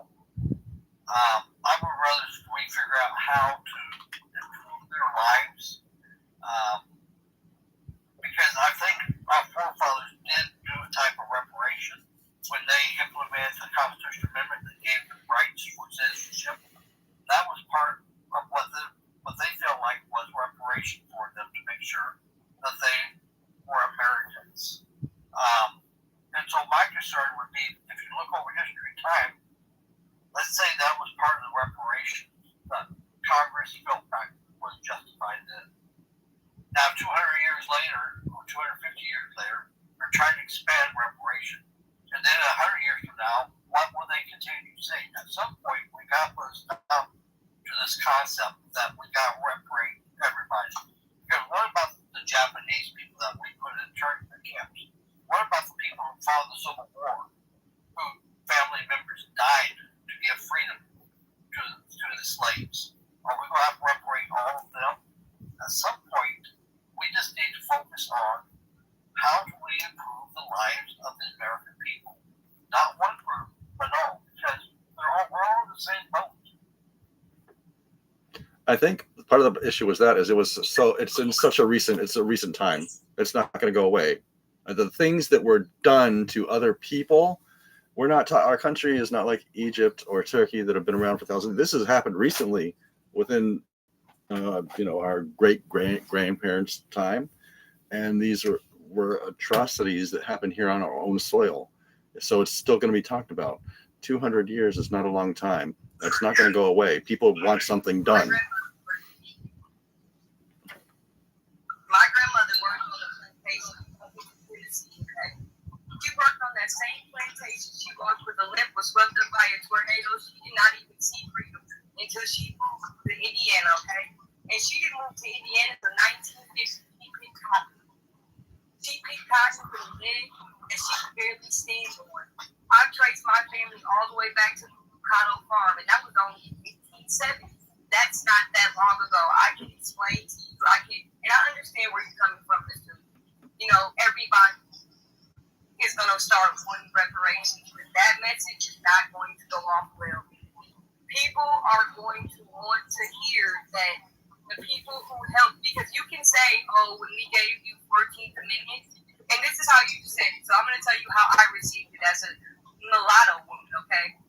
We gave you 14th Amendment citizenship. That was a part of your reparations. But if you were a slave on a land that was not your own, would that be considered a reparation? Especially if you didn't get the 40 acres in the middle, and everywhere you made your place, people came and stole it or burned it down. You would never consider that to be a reparations. And then when your community started to build cities, people came and burned those down and killed hundreds of people. When you were starting to go Black Wall Street, they came and destroyed it. They're never going to let that go. And if you think that one day we're just going to turn it off and people are just going to stop talking about it, it's not going to happen. And I can explain to you by what Trump is doing in removing things that are attributing to it, it's only escalating it higher. And that's not even anything that we're doing. I'm just saying it's what it's doing directly in the community, enraging the community. And so that won't go well where we're just going to let it all go because we gave you 14th Amendment. And they're going to be like, okay, that's fine. And they're still living their lives under a police, almost like a police state. Still being labeled as criminals and thugs, and they're just trying to grow and advance in oppression. That won't work. So, when they did the 14th Amendment, you gotta understand, that was, hundreds of years ago. And that was, they saw the problem, and that's what they fixed. It's okay, we fixed this problem. But the problem I see, and it's not just, it's every group of people, okay? No matter what group it is, it's all the same. They all feel like they need reparation. They need a cash. They want a check. And I'm saying we don't need to give them a check. We need to prove they're right. We need to make sure they have livable wages. We need to make sure they have housing. That's a much better reparation than just give them a check. You know what? You give them a check, you know what they will do? Blow it. And I can prove that because you look at Alaska, every year we give dividend checks. And it hasn't changed people's lives. It changed people's lives for one day until they spent it. So giving them more checks will not solve the problem. We're going to solve the problem of inequality. It's about fixing the problems, not about giving them cash. It's about fixing, making sure they have a job, making sure they can support their family, they can feed themselves. That will be the proper form of reparations. Not just giving more money, because that's not going to solve a problem. And at the end of the day, they would just take that money and roll.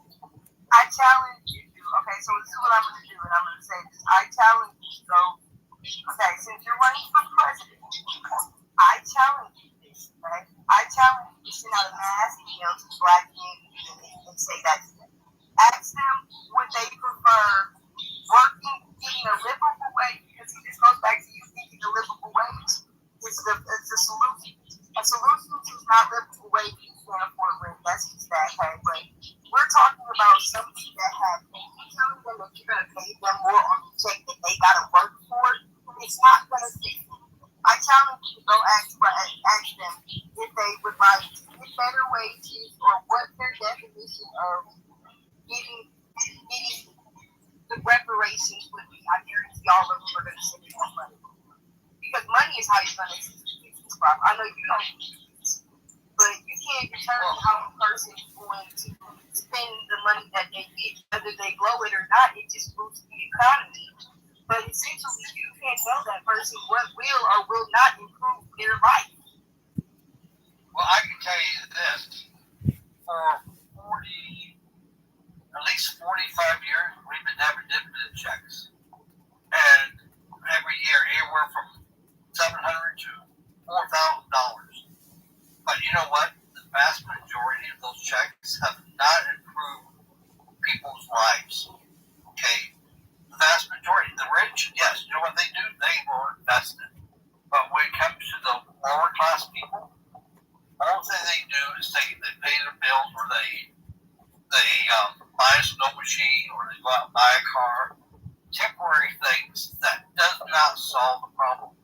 And rather than giving them cash, they give them a short-term fix and say, okay, you guys, this is all you get. When you're gone, it's over with.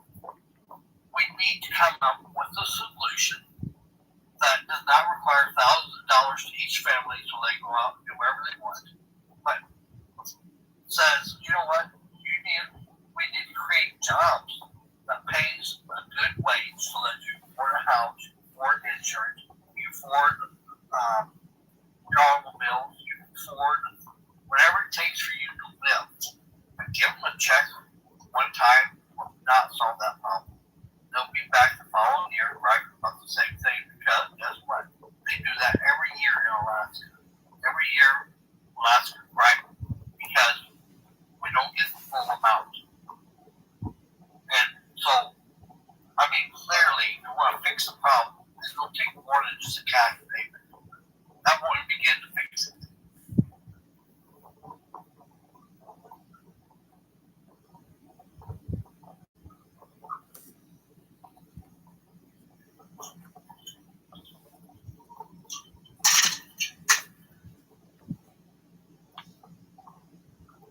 Big Trey was asking to come up. I don't know who Trey is, and he doesn't have a bio, so I absolutely don't know who he is. And on Sunday, I got a pretty strict policy that if you were not invited, you can't come up, because I did that once, and then people in the group chat really got pissed off because I allowed someone to come up. We've had And I didn't 23 allow them.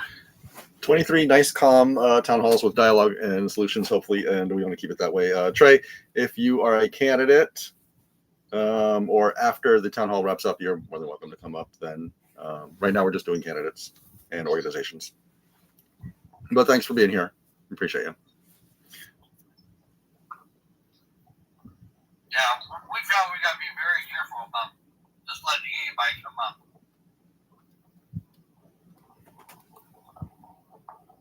So anyway, actually, I don't want you upset with Duke Cave, because I really want to make the life of all Americans better. I mean, that's why I'm really that's why I push for universal health care. That's why I push for fixing Social Security, because it's about when your children get to be 65, will they have Social Security so they can live or not? And those should be things that every community should really want to see. Oh, I'm not saying I'm listening. That's just it. I'm listening to your position. You know, I mean, it's not for me to try to give you my good position. I do I agree with your entire position? I don't.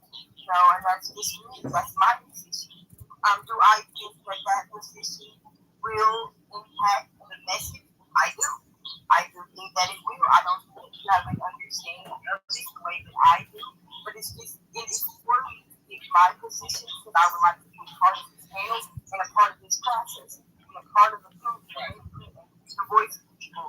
But I think that the message has got to be definite and clear, because you're saying you just want to tell everybody who's going to kind of know how that all lives matter, and it's going to go kind of by it, and I don't want that for the message that we're trying to present.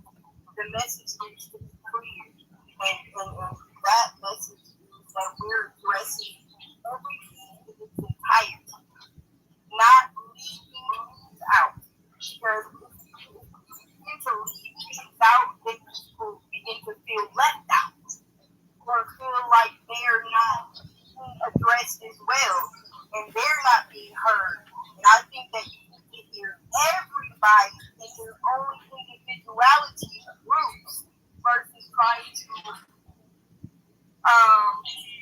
use that colors line techniques where everybody needs to get the same thing instead of directly addressing. Because we can't continue to dance around it. It's not, I mean, like Anthony said, dancing around it is never going to make it go away, okay? All it's going to do is cause further escalation and agitation. And what you don't want to do is push people to the brink of collapse as it's just not being heard. Because that's where we are. And if we don't level the playing field as soon as possible, especially with all of narratives that are being pushed right now on TV, you're going to have a problem bigger. I mean, Trump's already starting his own problem. He doesn't even understand. So we got to de-escalate. I went to a de-escalation training once, and the only way for you to de-escalate is by listening. Okay? So, and people are generally escalating high because they feel like they're not being heard. So in order for you to de-escalate any situation, you have to listen. You can't hear. You have to listen. And then you have to use empathy and put yourself in those people. And once you start to establish that, then you're going to have people being like, oh my God, somebody's finally listening to us. We're finally being heard. And that right there would be a way of a movement that you've never seen before. Because just having people feel heard is the best customer service you can give a person. And that's what, so we're not upset. We're listening to your position. That is our position. But we also don't think it's up to you and I, or Anthony, or Alberto to say what these people can or cannot do, or should not do with the money that they feel like they deserve because of their family contributions to this society. So, in order to not de-escalate that entire thing and not make people feel like, oh, well, we're paying for them to get a special reparation. This is why I say we should come up with it's like Alberti said, you're going to have this issue with the international banking platform that we can look into reallocation of some sort of fund immediately. Because if it doesn't happen, it's going to be a problem. I'm telling you. I wanted to say also, William, with the checks that they pass out in Alaska, Alaska doesn't put provisions on those checks. They hand it over because for two reasons. They have the ability to do that, and they have the finances to do that. I believe that is here in as our nation. We have the ability and we have the finances. We're just not doing it. The second thing is, Stacy and I have this conversation when we see homeless people. And I use this as an example because it ties in directly to what we're both saying here, is that when we give someone who is homeless on the street a $20 bill, it doesn't matter to us what they do with that. Once they have it, it's on them. They have the choice to use it however they want. We're not putting conditions on that. We're giving it to them because our intention is to help them. Once that is gone, the financial aspect of it is gone. It's out of our hands, and we don't mind. We don't care because that doesn't involve us. Our relationship with that issue ceases because we'll probably never see them again. Then there's no continuing relationship with that situation. So that's kind of the same point, that there's no obligation that you have to spend it on this way. That's kind of where I was going with this. And we're good. We're okay with that. So actually, I would tell you, the happiest thing I heard about you is what you said. William, I do not agree with everything you say. Because, you know what? I'm looking for 100 Americans to run for Congress. I don't want one of us to agree with each other. Because if you want an agreement between the parties, we got that with the Republicans right now. And look what they're doing. So Larry, let's talk about reparation. What I would really like to see is that we come together,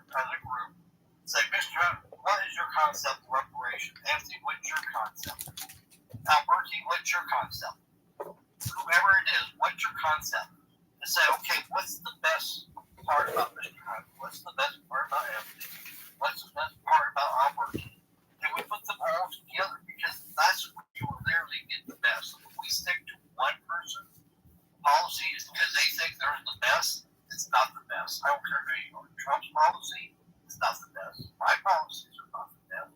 It's only when we come together as a group and we listen to each other and we work together with one policy that is all inclusive of everybody, that's when you get the best policy. So actually, I'm thankful you don't agree with me. But one thing I will say is I was just sitting here thinking about what you did say, though, and I wanted to say we can appreciate the fact that you said, okay, look how Alaska's economy is hot, or look, we get the one-time check. It shows that we're not boosting the economy. Remember, you spoke of how the one-time check doesn't really boost the economy in the next term. Well, I would say my counter-argument would be they implement that reparative disbursement by monthly. That way, monthly, it would be going into the system. Or figure out a way to disperse the reparative disbursement in either quarterly, semi-quarterly, however you would want to do this disbursement. That way, the economy can see continued growth. Okay, that way it can maintain its sustainability. Because if African Americans are $17.1 trillion in their spending, so they're providing $17.1 trillion to the economy. Okay, you're not going to tell me that if you give them a check every month, universal housing, that you're not going to see the economy. People are going to create businesses. People are going to they're going to create businesses. A lot of them will take the money and they will create businesses. A lot of them will pull themselves out of economic poverty and begin to see and spend and do the things that they haven't been able to do within and outside of their community. So that's my comment to that. So, do you have any evidence that if we gave monthly credits for reparations, that's what they would do? Because I'm going to tell you, we've got 45 years of history in Alaska giving them a yearly check, and nothing changes for them. So my answer would be Black Wall Street. My question would be, when the African Americans were allowed to own their own farms after the Emancipation Proclamation, and the ones that did receive the 40 acres, how they were elevated versus the ones that did not. I would say just living in the community itself. Living in the community itself, I know that as an African American person in this community, in economic poverty, still trying to sustain with a degree, if I had a monthly allotment, I would run laps with it. I know that if my grandfather had a monthly allotment, even though he's decent because he's worked his whole life, it would pay off some of the debt my grandmother left from her pension debt because he worked his whole life. Insurance didn't cover that. He had to sell 6 houses just to cover what his insurance he worked his whole life for their corporation didn't pay for because my grandmother had gotten it. I know that it would help the community tremendously, and it would grow because if you give people money, they're going to spend. They're going to rent. They're going to have lights, water, electric. That's going into it. They're going to purchase. They're going to purchase clothes. They're going to purchase TVs. They're going to utilize stores and corporations. Now the corporations are happy because they're getting and generating more revenue. And you know what I mean? And you have all of this revenue. The only thing I would say is the problem is that you would see a lot more competitors because they would open business. Cut the mic off. Camera's wrong though. Let me tell you another thing. It's way in the back. How many businesses I can't reach it. No way. It's Way back. I know for a fact that so many businesses in the Black community Come on, what? were created because I saw it with my own 2 eyes So- with the COVID distribution text. There was airline business. There was restaurants, You can go to the store. there were food truck businesses. We're talking about people directly even if it's just a small sum to generate more wealth for themselves. That's the proof I have.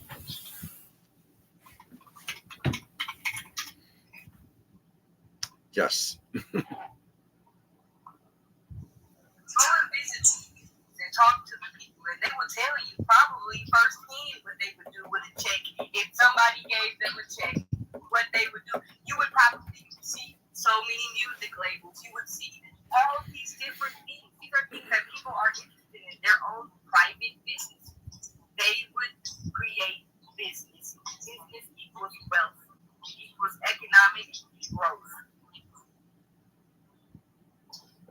So, actually, I would tell you that I would really love to see us all sit down and develop what is the best plan to make sure we help like the African community. I just have a huge problem when you limit to one class. That's why, like my universal health care plan, will affect the African community tremendously. It would help them a whole lot. Okay? My economic plan for building small business will help them. Because I believe that if we want to create jobs, that we've got to develop an economic plan for small businesses to compete against corporate America. If we don't do that, the only person who will have a job is corporate America, and they're going to be using AI and robots. Okay? So we've got to create a plan that helps everybody, and not just really one class of people, but everybody. And there's some things that we can do both to help them. In addition to what our normal plan may be. But I'm going to tell you, it's a hard sell for me to say, I'm going to give you guys $1,000 a month, because you know what? Someone has to pay it. The government cannot give it to them.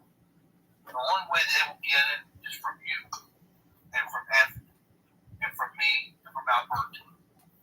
So we have to come up with a better plan, so we're not taking our money to help someone, because that's what will happen. It's literally like the tariffs. You know who's paying the tariffs? We are. Okay, not for the government. We are paying it, the taxpayers. And whatever everybody goes to the store, because it's all calculated in the price. So we have to come up with really the best plan to help improve the lives of people in America. I think- say this, just what you just said. Something you keep saying that I would like to maybe put a pause on so that we can maybe understand or conceptualize this better. This isn't health, okay? This is reparative damage. Those are two different things, in my opinion. Health is like saying you're servicing an underprivileged community, and what I'm saying is you need to be addressing the community damage and the crowd. You need to get some crowd control real quick, is what I'm saying. You need to be addressing a major justice and injustice, because it's not helping the community. To them, they don't see help, okay? They see, like I said, major league police always going into imprisonment, and their lives are essentially they're working double time, okay? So we got to stop saying we're going to help them by giving them $1,000. That's not what we say to the Indians every month, or the people that are getting reparations right now. We're not saying, hey, we're giving that to you to help you every month. We say, hey, this is reparative damage. This is a reparative damage. I don't consider that help. I consider that a reparative damage. So I would say we should play that line very, very, and I'm not saying what you're saying is wrong. I'm not saying it's not helpful to the community. I'm saying you want to be very, very careful at how you play that line of wording, because words matter. And to people, words matter. And so if they look like you're saying, hey, I'm not just going to give you a handout, because that's kind of how it sounds, versus you deserve reparative damage for the injustice that happened, then it's going to be a very, very tricky thing.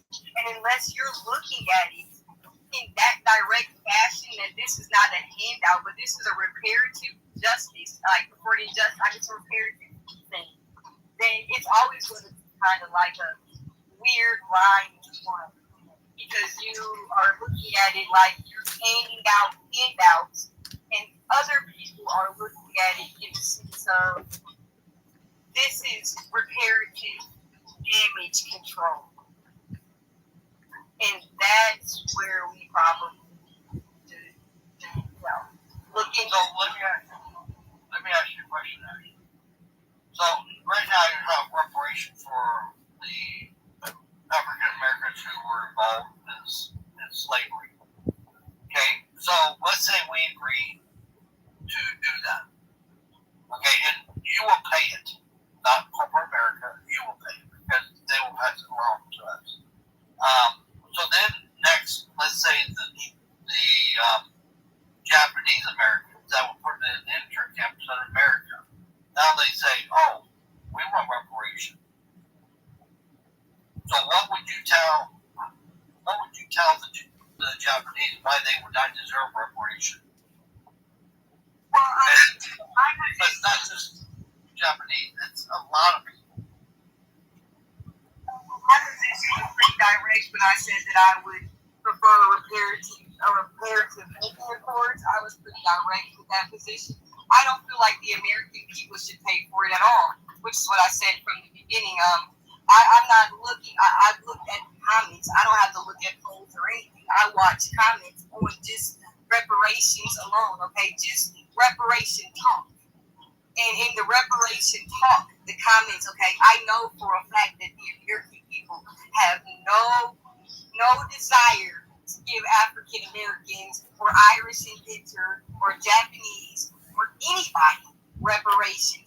But what I'm saying is that doesn't make the situation not be a situation.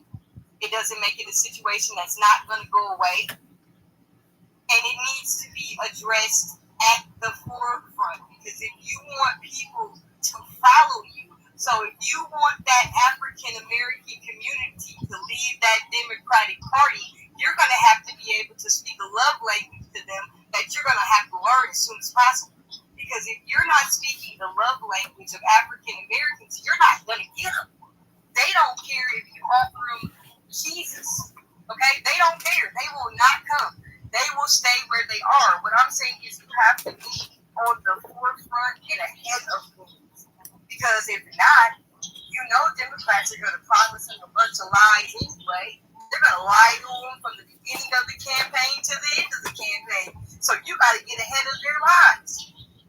So in order to get ahead of their lies, you got to bring something that's powerful, impactful, and that they cannot beat. And if you put reparations on the table, people are going to go that way. And so it's going to either do one of two things. It's going to make Democrats have to talk reparations, or it's going to make people look at your party. It's going to make Republicans and Democrats have to actually scratch the idea of the thought. You know, because it's already been put on the table hundreds of times, but in between the two parties. You put it on the table with a third party that can have a firestorm because it's for the people, you might burn down the building.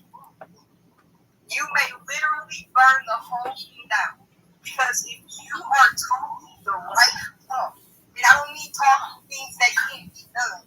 Things that can be done here, reallocation. So the way our president is putting in there and stop on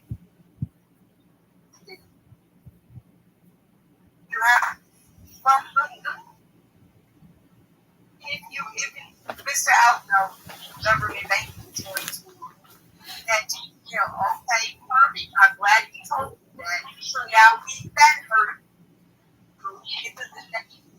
We get out all the problems like a bad community bucket so we can work fluidly.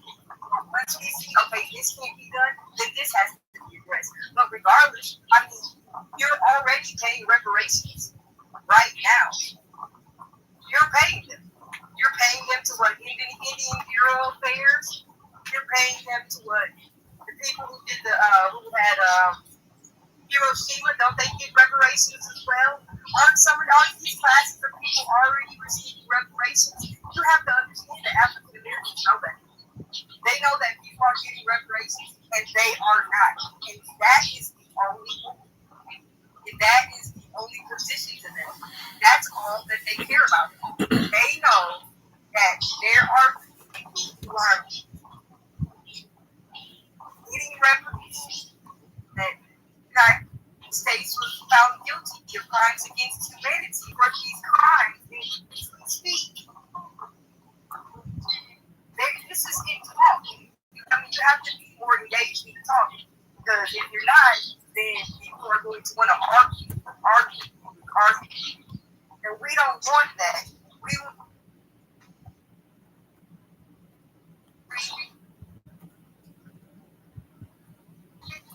It's just going to go bad. It's going to be bad. I know it.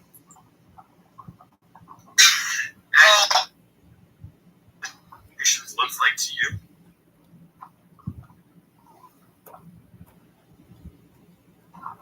Reparation, is established reparation. And it will be monthly payments.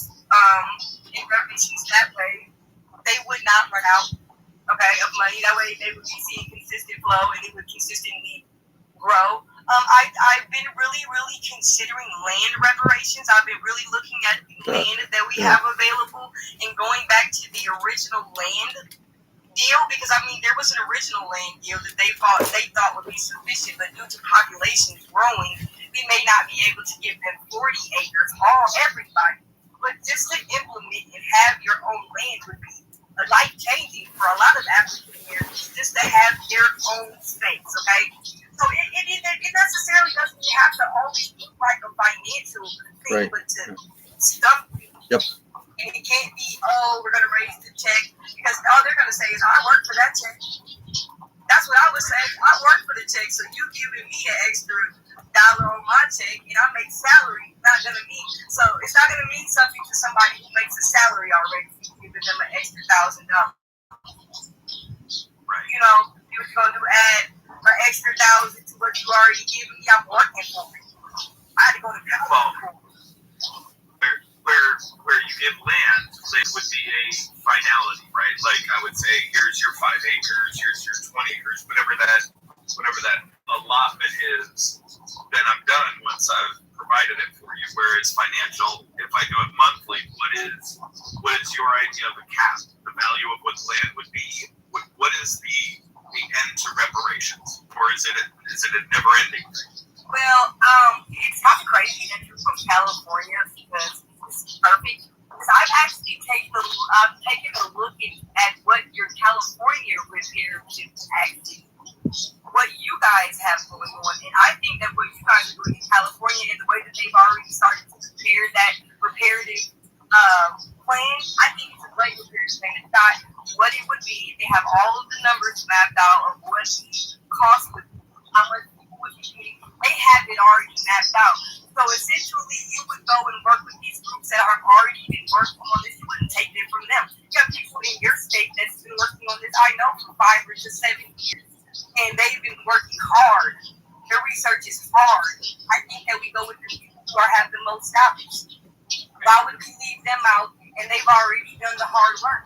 Exactly. And mainly, I've read on some of those as well. That's why I was asking what your version looks like, so that I can kind of see where we're meeting in the middle. Looks like California. Ours looks like California. Okay. So my question, Albert, to you would be, who pays that in California? It's paid by the state, but the state takes its money from the people. So I mean, it's cyclical there. But I haven't finished reading the whole bill. I've only started on parts of it. So I definitely wanted to get a feedback from where Ashley was and go back and finish it down. So many notes today.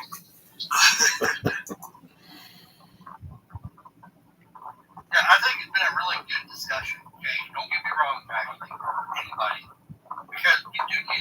discussion because my whole thing is that when I'm listening to the guys, I'm trying to formulate a plan that's not for today, but 25 years from now, how will affect the future generations. If we bankrupt America, America goes away, it's not beneficial to future generations. And if we keep going more and more into debt, America will go away.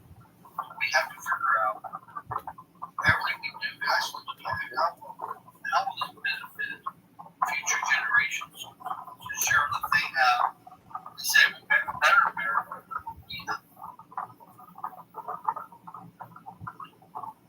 It's just in our opinion that America has an astronomical amount of money already. That all of these needs can be handled if we were putting things in the right place. So once again, the People's Party of America, that reallocation needs to be determined. We need to look at that budget in depth, where it's going and what it's doing, to decide, is this necessary? Does this benefit the American people? If not, it needs to go. If it does not benefit the American people, direct everybody, then it needs to go. And once we start doing that weed and seed program, we're going to see how less bankrupt America's going to start to look. When we start and stop giving away money that's unnecessary and start feeding it back into the communities, it just makes the whole entire country and machine work and drive. That's what we do. So, what? If I hear you correctly, you say take the money, we have plenty of money, and take the money they're wasting or whatever they're wasting on, and redirect that money to help Americans. So let's say I'm going to wrap this up over here on YouTube. Nobody's here.